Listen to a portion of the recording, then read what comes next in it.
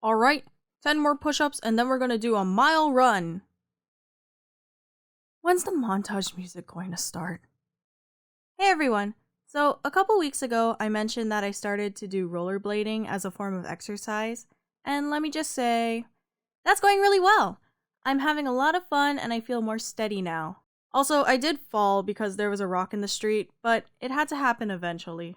Anyways, as I started this physical activity, it got me thinking of the other activities I've done in the past.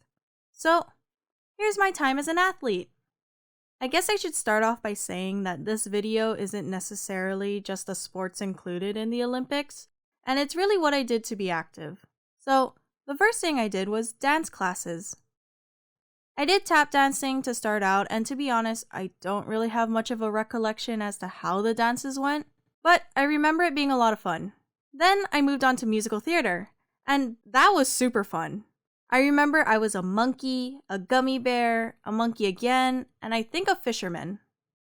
We had to learn a lot of songs besides the ones that we would perform, and I can't remember the words to most of them except for I Want to Be Like You from the Jungle Book and I Just Can't Wait to Be King from the Lion King. What was really funny about the Lion King performance was that one time we had to perform and the two people that were our lions couldn't make it. So we were just the ensemble of animals that were dancing around an empty spot. I remember the people backstage being kind of confused as to why this scene didn't have lions. While I can't remember most of the performances, I just remember having a lot of fun rehearsing and getting excited to put on a show. And it was a lot of fun seeing the other performers do their part from the audience. My sister also did dance, but she did ballet, so I'd watch her dance up on the stage too. I tried ballet and, well, let's just say that was better left to my sister. Well, that soon came to an end, and the next activity I did was soccer. I want to say I did at least 3 seasons of soccer, as I can only remember 3 of the team names. I was a green sunflower, a silver dragon, and a golden dragon, which is funny considering the golden dragon jersey was maroon and had gold sleeves. So we really should have been the maroon dragons.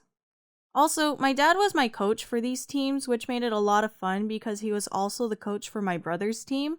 So we would have a lot of scrimmages against one another for practice. By the way, let me just add in here that one year my brother's team name was the Squirtle Squad, which I was kind of jealous about because it sounded more fun. So in soccer, my main thing was passing and getting the ball away from our opponents. So basically the way I see it, I was a support unit, and honestly I don't mind because I like playing support units in games. So I wasn't the one making goals, but you know how even though it's great if someone on your team makes a goal, sometimes you want to be the one too. So I had my opportunity one game to score a goal. I for sure was going to make it in. The goalie was all the way on the other side of the net, so they wouldn't have came back in time to block the ball. So I'm about to kick it in. And my teammate ran up, took the ball away, and kicked the ball into the goal. I think I was more shocked than upset, but I must have gotten over it pretty quickly because I don't remember making a big fuss over it. And it was a goal for us, so it is what it is. I remember having a fun time at practice and doing drills, but I hung up my cleats and I did something else.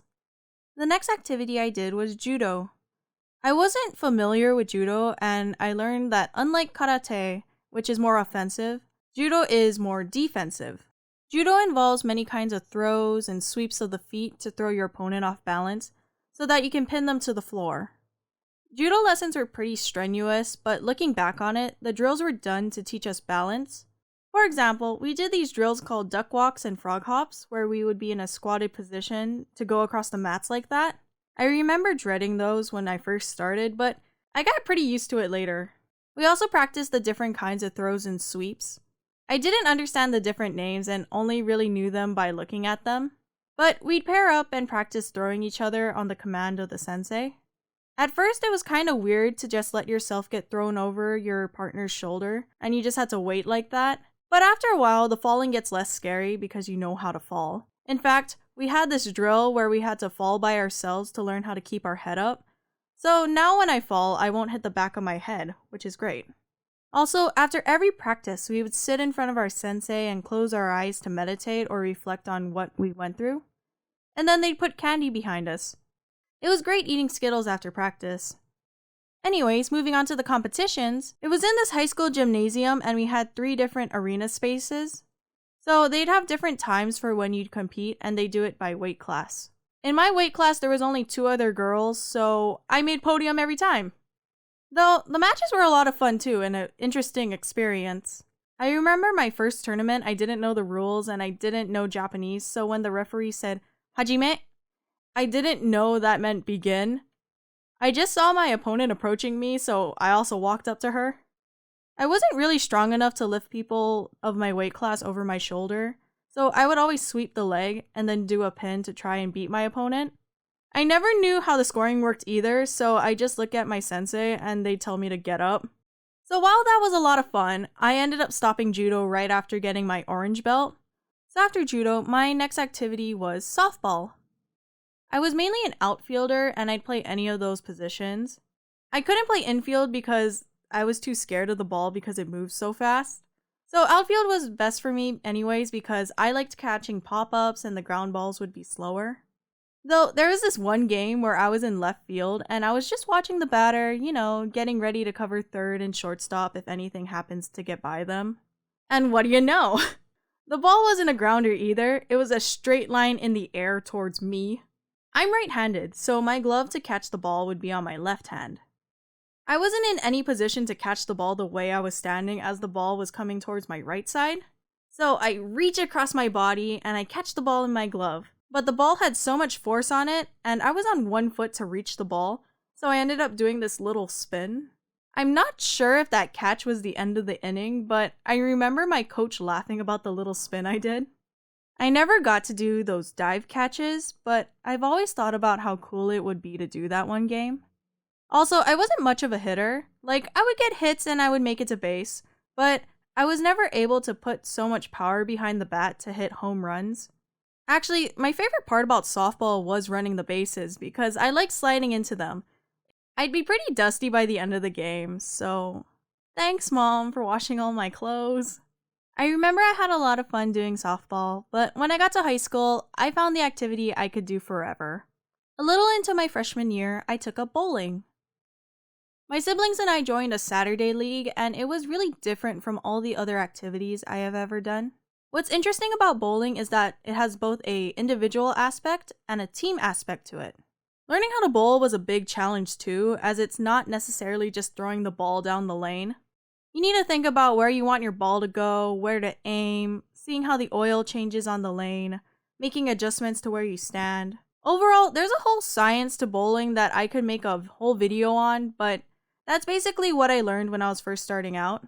By the way, the heavier your ball, the more power it can produce. So I would throw a 14-pound ball, and it was great.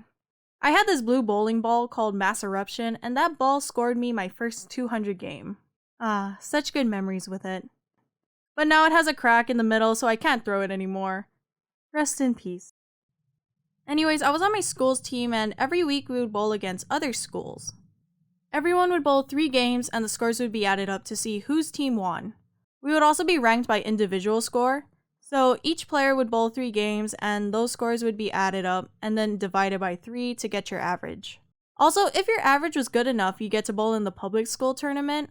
Private school had their own tournament. And if you did good then, you could bowl in the state tournament against everyone. If your team was in the top 2, then you could enter as a team, or if you had 5 people make the cut individually, you could enter as a team. At the end of these tournaments, the first 15 bowlers would get a medal, and when I heard about that, I was so determined to get one. So, for my first public school tournament, I got 16th place. Shoot. Second tournament, I got 16th again. Just missing by 1 pin. That had me laughing out of both disappointment and just that 1 pin and I could have tied. But my last year, I finally did it. I hit 8th place, and while it wasn't first or second, I was so happy to get that medal. I worked really hard during school practice and on my own to try get that medal. So for me, receiving 8th place was just as good as receiving first. In the state tournaments, I wouldn't medal, but we can't win them all. I like these tournaments because I was able to meet new people I probably wouldn't have met otherwise, which was a great high school experience. Now, let me tell you about the game I threw my highest score ever. 300 is the highest score you can get in bowling, so that means you need 12 strikes in a row. I bowled this game during a league session, and the thing about bowling is that when people see you're on track to bowl a 300 game, they quiet down and watch as a show of respect because you need the concentration. So for me, when this happened, I was bowling and I heard everyone stop bowling to watch me throw my next shot. While it's very much appreciated, it's also kind of nerve-wracking due to how silent it gets and the pressure kind of builds up even more. I'd always be the one watching, so to be on the lane was such a different feeling. Everyone stopped bowling around my 8th strike, so when I threw my 9th and 10th, they would clap. And oh geez, I was so nervous because I was so close to a 300 and I was bowling the best game I ever did. On my 11th shot, I took a deep breath, swung my arm back, and then I missed the strike and got 8 pins. You could hear everyone go, "Aww," but I was a wreck at that point. I didn't even make the spare, I got 1 pin. What's funny is that was my first game of 3, so I had to bowl 2 more games after that, which I don't even remember because after that game, I was just so mentally exhausted. However, despite all that, I'm really proud that I got a 287. I got because I tried my best and I was able to produce a score like that. That's still amazing to me. The last time I bowled for competition was a Vegas tournament, and the last time I bowled was at college, which was also a year ago, so it's been quite a while since I've done it, so maybe I'll go down and bowl sometime. I do miss it. Overall, my experiences with physical activities might be really similar to some and might be totally surprising to others.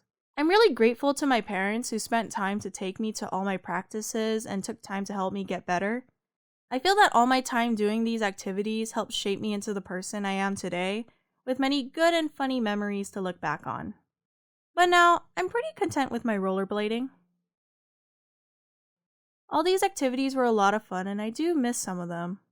Also, it's been kind of raining lately, so I haven't been able to rollerblade. Big sad. Well anyway, thank you for watching. If you guys like this video, please hit the like button and hit subscribe for more. If you guys have any activities you did and you'd like to share, please put it in the comments. Thank you for watching and have a great day. Bye!